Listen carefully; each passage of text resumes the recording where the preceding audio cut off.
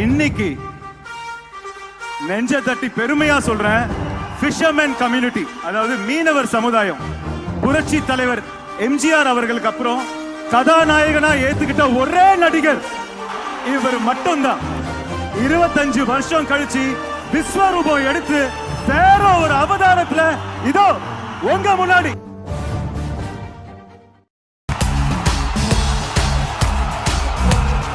என் நெஞ்சில் குடியிருக்கும் என் அன்பான ரசிகர்களுக்கும், என் நெஞ்சில் குடியிருக்கும் எனது நண்பா நண்பிகள். கடவுள் முன்னாடி மண்டி போட்டா யாரு முன்னாடி எழுந்து நிற்கலாங்க.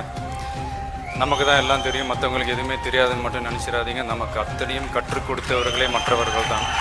எல்லாருக்குமே லைஃப்பில் முன்னுக்கு வர்றதுக்கு நிறைய வாய்ப்புகள் கிடைக்கும். ஆனால் என்ன, அந்த வாய்ப்புகளில் இருக்கிற கஷ்டத்தை பார்க்குறவங்க தோத்துடுறாங்க, அந்த கஷ்டத்துலேயும் இருக்கிற வாய்ப்பை பார்க்குறவங்க ஜெயிக்கிறாங்க.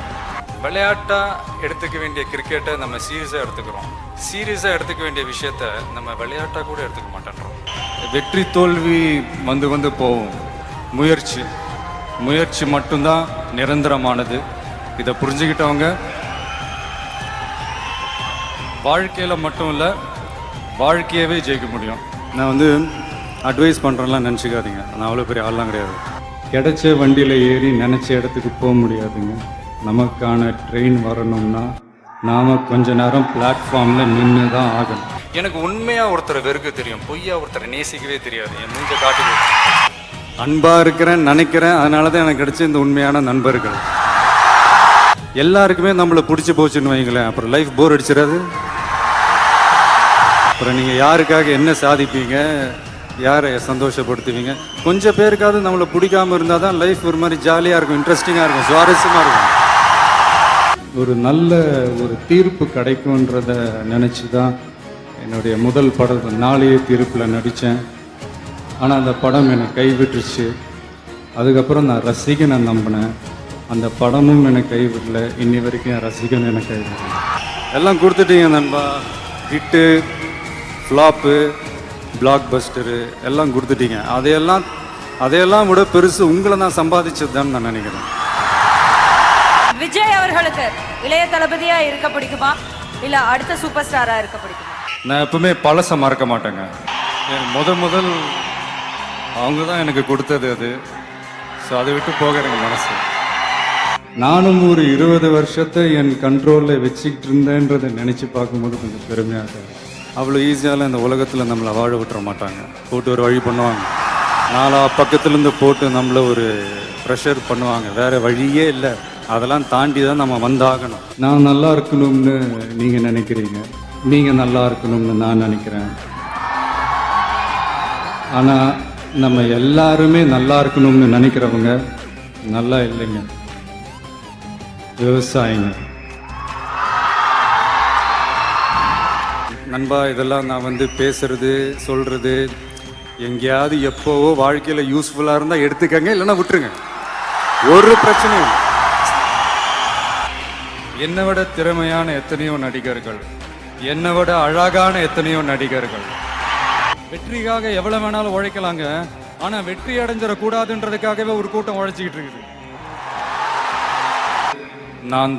நான் மட்டும்தான் அப்படின்றதுக்கெல்லாம் இடமே இல்லை. இன்னைக்கு நான் ஜெயிக்கலாம், நாளைக்கு இன்னொருத்தவங்க, ஒரு 2-3 வாரம் கழிச்சு இன்னொருத்தவங்க ஜெயிப்பாங்க. அந்த லைஃப்ன்ற அந்த கேமை பார்த்து விளையாடுங்க. என்ன நண்பா?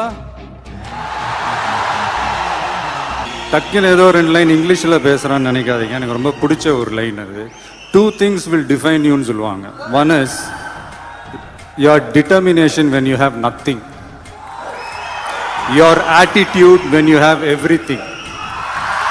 இது யார் சொன்ன லைன்ஸ்ன்னு தெரியல, பட் நான் என் லைஃப்பில் ஃபாலோ பண்ணிகிட்டு இருக்கிறேன். அது என்னென்னா, உசுப்பேத்திரம் கிட்ட உம்முன்னும் கடுப்பேத்திரம் கிட்ட கம்முன்னு இருந்தால் வாழ்க்கை ஜம்முன்னு இருக்கணும். தேவையில்லாத விஷயத்துக்கெல்லாம் நம்ம ரியாக்ட் பண்ணிக்கிட்டு வேணாம் நண்பா.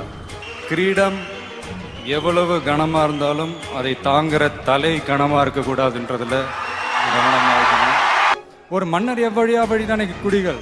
ஒரு மன்னர் கரெக்டாக இருந்தா, ஒரு தலைவன் கரெக்டாக ஸ்ட்ராங்காக நல்லவனாக இருந்தா, ஆட்டோமேட்டிக்காக அந்த கட்சி ஒரு நல்ல கட்சியாக இருக்க போது. தலைவனே படுமோசமா இருந்துட்டான்னு வைங்களேன், முடிஞ்சு கதை. கமாண்டா இதாண்டா நமக்கான ஏரியா தாண்டா, நமக்கான கட்சி தாண்டா. நெகட்டிவிட்டிஸ் அது எல்லாரும் சுற்றி இருக்கும் இல்லையா, அந்த மாதிரி உங்களை சுற்றி இருக்கிற நெகட்டிவிட்டிஸை நீங்கள் எப்படி சார் ஹேண்டில் பண்ணிக்கிறீங்க? சிம்பிள், இக்னோர் பண்ணுங்க. இக்னோர் பண்ணிவிட்டு உங்கள் வேலையை மட்டும் பார்த்துட்டு போயிட்டே இருங்க. கத்தி கத்தி பார்த்துட்டு டயர்டாயிடுவாங்க. எல்லாருக்குள்ளேயும் ஏதாவது ஒரு திறமை ஒன்று ஒழிஞ்சுக்கிட்டு இருக்கும். அது என்னென்னு கண்டுபிடிச்சி கைத்தட்டுற நீங்களும் கைத்தட்டல் வாங்கணும். இப்போ அழகும் ஆடம்பரமும் இருந்த 1000 பேர் கூட ஆசையாக பழகுவாங்க. அன்பாக இருந்தால் பழகிற 10 பேர் கூட உண்மையாக இருப்பாங்க. அடுத்த நிமிஷம் நிச்சயம் இல்லாத வாழ்க்கை.